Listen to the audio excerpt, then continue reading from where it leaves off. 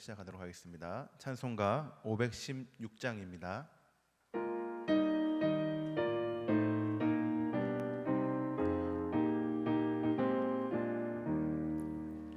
옳은 길 따르라 의의 길을 세계 만민의 참된 길, 이 길 따라서 살기를 온 세계에 전하세.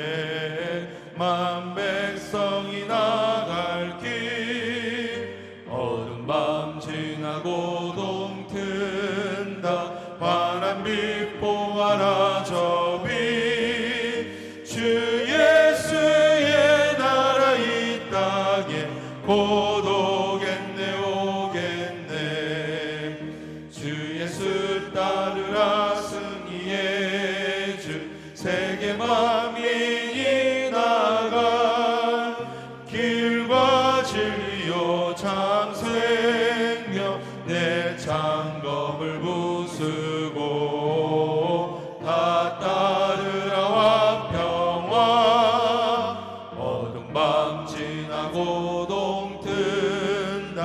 환한 빛 보아라 저 빛, 주 예수의 나라 이 땅에 곧 오겠네 오겠네. 놀라운 이 소식 알리어라. 세계 만민을 구하여 내 주 예수를 보내신 참 사랑의 하나님. 만 백성이 따를 길, 어두운 밤 지나고 동튼다. 환한 빛 보아라 저 빛, 주 예수의 나라 이 땅에 곧 오겠네 오겠네. 고난 길 헤치고 찾아온 길, 많은 백성을 구한 길, 모두 나와서 믿으면 온 세상이 마침내 이 진리에 살겠네. 어두운 밤 지나고 동튼다. 환한 빛 보아라 저 빛, 주 예수의 나라 이 땅에 곧 오겠네 오겠네. 아멘. 오늘 우리에게 주신 하나님의 말씀은 신명기 16장 18절에서 17장 1절까지의 말씀입니다. 내 하나님 여호와께서 내게 주시는 각 성에서 내 지파를 따라 재판장들과 지도자들을 둘 것이요, 그들은 공의로 백성을 재판할 것이니라. 너는 재판을 굽게 하지 말며 사람을 외모로 보지 말며 또 뇌물을 받지 말라. 뇌물은 지혜자의 눈을 어둡게 하고 의인의 말을 굽게 하느니라. 너는 마땅히 공의만을 따르라. 그리하면 내가 살겠고 내 하나님 여호와께서 내게 주시는 땅을 차지하리라. 내 하나님 여호와를 위하여 쌓은 제단 곁에 어떤 나무로든지 아세라 상을 세우지 말며 자기를 위하여 주상을 세우지 말라. 내 하나님 여호와께서 미워하시느니라. 흠이나 악질이 있는 소와 양은 아무것도 내 하나님 여호와께 드리지 말지니 이는 내 하나님 여호와께 가증한 것이 됨이니라. 아멘. 오늘 우리가 지금 읽은 본문 말씀은 17장 2절부터 시작되는 본문 말씀의 서론과 같은 말씀입니다. 그렇기 때문에 오늘 말씀을 잘 들으시면 다음 본문의 설교의 내용이 잘 이해가 될 것이라 생각됩니다. 오늘 본문을 자세히 보시면 한 가지의 죄와 그 죄를 재판하는 재판관의 자세에 대해서 말씀하십니다. 먼저 죄에 대해 말씀드리겠습니다. 오늘 본문에 등장하는 죄는 우상숭배입니다. 그런데 오늘 본문 말씀을 보시면 우상숭배에 대해서 아주 구체적으로 말씀하십니다. 먼저 첫 번째로 여호와의 제단 옆에 그 어떤 나무로든지 아세라상을 세우지 말라고 하십니다. 그리고 그 다음 두 번째로 너희들 자신을 위하여 주상을 세우지 말라고 하십니다. 그리고 마지막 세 번째로 흠이 있는 소나 양으로 제사를 드리지 말라고 하십니다. 그리고 이 세 가지를 결론 지으며 이렇게 말씀하십니다. 17장 1절 하반절입니다. 이는 내 하나님 여호와께서 가증한 것이 됨이니라. 그렇습니다. 여호와의 제단 옆에 아세라상을 세우고 자신들을 위하여 주상을 세우고 흠이 있는 제물로 하나님께 드리는 것은 하나님 앞에 가증한 일을 행하는 것입니다. 그렇기 때문에 이스라엘 백성들은 그 어떤 상황 가운데서도 우상 숭배에 대하여 철저한 순결함이 있어야 했습니다. 이것이 오늘 본문이 말하는 죄에 대한 모습입니다. 다음으로는 이 죄를 재판하는 재판관의 자세에 대해서 말씀드리겠습니다. 재판관의 자세를 요약하면 대략 이렇습니다. 먼저 각 지파의 재판장과 재판을 집행하는 지도자, 즉 집행관을 둡니다. 이들은 먼저 공의로 백성을 재판해야 합니다. 그 이유는 재판을 굽게 해서는 안 되기 때문입니다. 다음으로 이들은 사람을 외모로 보지 말아야 합니다. 그 이유는 재판관이 사람들에게 뇌물을 받을 수 있기 때문입니다. 만약 뇌물을 받게 되면 재판관의 눈과 말이 어둡게 되고 굽게 될 수 있기 때문에 반드시 사람을 외모로 보지 말라고 하십니다. 그리고 마지막으로 결론이 될 말씀을 아주 분명하게 다시 한 번 더 말씀하십니다. 20절 상반절입니다. 너는 마땅히 공의만을 따르라. 이 또한 그렇습니다. 각 지파의 재판관과 집행관은 철저하게 하나님의 공의만을 따르며 재판을 하고 판결을 해야 합니다. 사람을 외모로 차별하며 재판을 굽게 하는 것이 아니라 하나님의 공의로서 그 죄를 판결하며 하나님의 법과 뜻을 정확히 분별하는 것이 바로 재판관과 집행관의 자세인 것입니다. 사랑하는 성도 여러분, 이러한 본문의 내용을 자세히 살펴보면 하나님께서 우리 가운데 원하시는 것은 바로 하나님의 공의입니다. 특히 우리 교회 가운데 원하시는 것 또한 하나님의 공의를 행하길 원하십니다. 지금 신명기서는 이스라엘 공동체가 갖추어야 할 자세들을 계속적으로 말씀을 하고 있습니다. 이것을 현재 우리 모습에 적용을 하면 신앙 공동체인 교회가 갖추어야 할 신앙의 올바른 자세라고 우리는 생각할 수 있습니다. 오늘 본문도 자세히 보시면 이스라엘 공동체, 지금으로 따지면 교회 공동체 내에서 이루어지는 올바른 재판과 판단을 말씀하고 있습니다. 우리가 간혹 오해하기로 세상에서 하나님의 공의를 선포하는 것이 먼저라고 생각할 수 있겠지만 하나님께서 우리에게 가장 먼저 원하시는 것은 바로 세상에서 하나님의 공의를 행하는 것이 먼저가 아니라 하나님께서 택하셔서 부르신 이 신앙 공동체, 오늘 본문으로는 이스라엘 공동체이며 현재를 살고 있는 우리에게는 곧 교회 가운데 공의를 행하길 원하신다는 것입니다. 그리고 하나님은 그 교회 가운데서 자신의 공의와 공의에 따른 재판과 판결을 하기 원하십니다. 그런데 이것은 죄에 대한 정죄이지 그 죄를 지은 사람에 대하여 함부로 정죄하고 판단하는 것을 말씀하지 않습니다.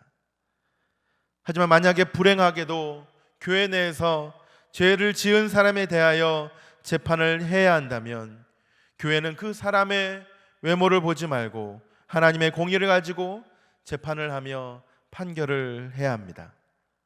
그것이 바로 교회 내에서 이루어지는 권징과 치리입니다. 그렇기 때문에 교회는 반드시 사람의 외모와 사람의 지위와 그 사람의 친분과 다른 여타의 부분을 보고 재판하는 것이 아니라 하나님의 뜻에 따라 하나님의 공의를 가지고 엄중하게 그들을 판결하고 재판해야 합니다. 이것이 교회와 그 교회를 구성하는 성도들이 마땅히 공의를 따르는 모습이라고 오늘 본문 말씀은 말씀하고 있습니다.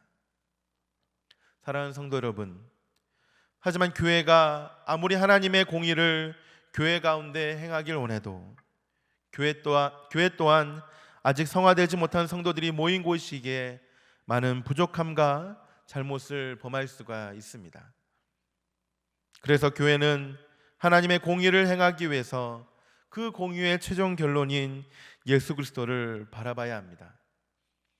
예수님께서는 하나님의 공의 그 자체이시며 공의의 결론이시기에 우리는 오직 예수님을 통해서만 하나님의 올바른 공의를 행할 수 있습니다. 예수님께서는 사람의 외모를 보지 않으시고 하나님의 택한 백성을 위하여 희생하시고 하나님의 공의를 몸소 행하신 것처럼 교회도 예수님을 닮아 외모로 사람들을 보지 말고 예수 그리스도의 거룩하심을 따라 온전히 하나님의 공의를 행해야 하는 줄 믿습니다. 사랑하는 성도 여러분, 그렇기 때문에 교회는 철저히 온전히 예수님만을 따라야 합니다. 오늘 본문의 20절 말씀처럼 마땅히 공의 되신 예수 그리스도를 따라야 합니다. 교회 가운데 하나님의 뜻과 공의가 선포될 수 있도록 오직 예수님만을 바라봐야 한다는 것입니다. 왜냐하면 이것이 20절 후반절의 말씀처럼 교회가 살 수 있는 유일한 방법이기 때문입니다. 교회는 하나님의 법과 그의 통치가 이루어지는 것입니다. 우리 교회 또한 마찬가지입니다. 우리 신광교회도 교회의 주인은 우리가 아니라 오직 예수님이십니다. 예수님의 핏값으로 산 교회이며 하나님께서 값을 치르시고 살리신 곳이 바로 이 교회입니다. 그렇기 때문에 교회는 하나님의 뜻이 선포될 수 있도록 공의로워야 하고 예수님의 은혜가 충만할 수 있도록 예수님만을 온전히 바라봐야 합니다. 그러므로 우리가 교회를 위하여 할 일은 정해져 있습니다. 그것은 바로 교회 가운데 하나님의 공의가 온전히 선포될 수 있도록 우리 교회가 온전히 하나님만, 우리 예수 그리스도만 바라볼 수 있도록 기도해야 합니다. 저와 여러분들은 교회를 위하여 기도해야 합니다. 교회도 마땅히 여러분들을 위하여 기도하지만 성도 여러분들 또한 교회가 예수님을 머리로 하여 온전히 하나님의 공의가 선포될 수 있도록 기도해야 합니다. 저와 여러분들은 본문에 등장하는 이스라엘 백성들처럼 세상과 맞닥뜨려야 합니다. 세상과 부딪혀야 하고 세상 가운데 하나님의 공의를 선포해야 합니다. 그렇다면 우리는 그 전에 우리 교회 가운데 하나님의 공의가 온전히 선포될 수 있도록 예수님만을 의지해야 할 것입니다. 그리고 우리는 그러한 교회가 되도록 교회를 위하여 계속적으로 기도해야 할 것입니다. 그러므로 사랑하는 성도 여러분, 교회 가운데 오직 하나님의 뜻과 공의가 선포될 수 있도록 지금처럼 계속적으로 기도해 주시기 바랍니다. 한국 교회의 많은 교회들이 무너졌습니다. 세상을 당당하게 감당할 것 같은 교회들이 오히려 교회 안에 아세라상을 만들었고 우상을 곁에 두었습니다. 또한 정결함을 위하여 몸부림쳐야 할 교회가 오히려 흠이 있는 제물을 드리며 범죄한 사실이 오늘 우리 한국교회의 모습일 것입니다. 참으로 안타까운 일들입니다. 그런데 더욱이 두려운 것은 우리도 그렇게 되지 않으리란 법이 없다는 것입니다. 우리 또한 그럴 수 있습니다. 그렇기 때문에 우리는 기도해야 합니다. 우리 교회 가운데 하나님의 공의가 온전히 선포될 수 있도록 교회를 위하여 기도해야 합니다. 우리 교회만큼은 이 한국교회 가운데 당당히 서서, 아니 세상 가운데 당당히 서서 하나님의 의와 하나님의 복음을 온전히 선포할 수 있도록 우리 교회만큼이라도 당당히 서야 합니다. 또한 우리는 그 일을 위하여 서로 협력하여 기도해야 합니다. 그래서 저와 여러분들 속해 있는 우리 신광교회가 마땅히 주님만을 바라보며 하나님의 공의를 따라가는 교회가 되어 이 세상 가운데 빛과 소금의 역할을 감당하는 그런 아름다운 교회가 되어야 하는 줄 믿습니다. 교회가 율법의 법을 따르는 교회가 아니라 오직 예수 그리스도의 생명의 법을 따르고 그 예수님의 공의를 선포하는 그런 교회, 그런 아름다운 신앙 공동체, 그런 우리 신광교회가 되길 바랍니다. 언제나 각자의 처한 자리에서 자신을 위하여, 또한 내 옆에 있는 성도들을 위하여, 그리고 오늘 말씀에 따라 교회를 위하여 하나님의 공의가 온전히 선포될 수 있도록 목 놓아 기도하며 엎드리는 저와 여러분들이 되길 바랍니다. 우리 시간 들은 말씀을 기억하며 세 가지를 놓고 같이 기도하시겠습니다. 우리 첫 번째로는 우리 신강교회 가운데 하나님의 공의가 온전히 선포되게 하여 주시옵소서라고 기도하시고, 두 번째로 서로의 잘못을 정죄하는 것이 아닌 죄를 정죄하고 내 성도의 부족함이 보였다면 그 부족함을 품을 수 있도록 도와 주시옵소서라고 기도하시고, 마지막 세 번째로는 이 밤을 잘 마무리하여 내일 예배를 온전히 준비할 수 있도록 우리의 몸과 마음과 영을 도와 주시옵소서라고 이 세 가지 기도 제목을 가져놓고 같이 하나님 앞에 기도하시겠습니다.